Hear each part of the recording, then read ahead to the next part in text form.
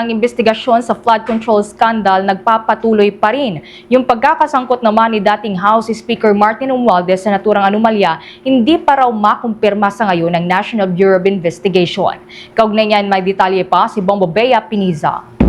Tiniyak ng National Bureau of Investigation na hindi nagtatapos sa ilang akusado ang investigasyon sa flood control anomalies at siniguro na nagpapatuloy pa rin ang kanilang tanggapan sa pag-iimbestiga sa mga personalidad na sangkot pa sa naturang anomalya.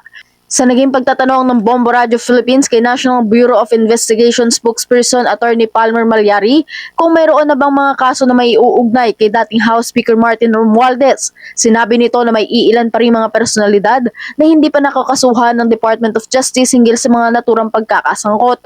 Ani Malyari, bagamat hindi pa maaaring magbigay na iba pang mga detalye hinggil sa investigasyon, ay tiniyak naman ng tagapagsalita na agad namang malalaman kung sino-sino mga makakasuhan pa na may koneksyon sa mga anomalya na ito kapag nakapaglabas na ng mga dokumento ang Department of Justice. Hindi naman makumpirma pa sa ngayon ng National Bureau of Investigation ang pagkakasangkot ni Romualdez sa mga anomalyang ito dahil nakasalalay pa rin anya sa mga magiging kaso mula sa mga otoridad ang kanilang mga susunod hakbangin hinggil dito. Well, the investigation on the flood control anomalies actually continues. It's very active by so many officers in the NBI. So, dahil iniimbestigahan pa po nito, hindi namin makapagbigay ng details. Eventually, when this is filed, if cases would be filed before the DOJ, malalaman naman po ninyo kung sino yung mga na-file ng kaso. Magugunita naman na una ng sinabi ni Blue Ribbon Committee Chairperson Panfilo Lacson na bagamat wala pang pangalan si Romualdez sa draft report ng komite, ay hindi pa rin maituturing na ligtas ang kongresista sa mga posibilidad ng pagharap nito sa kaso. Paliwanag kasi ng senador, nasa ibang kategorya nakasaad ang pangalan ng dating House Speaker.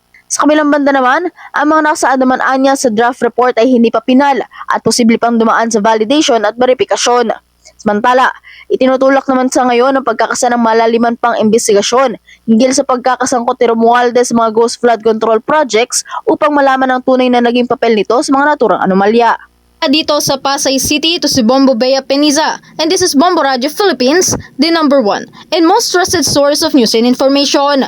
Basta Radio, Bombo! For the most trusted source of news and information, visit our website at www.bomboradio.com. Follow us on Bombo Radio mobile app, Facebook, YouTube, TikTok, and X, formerly Twitter. Like, share, and stay connected. Anytime, anywhere.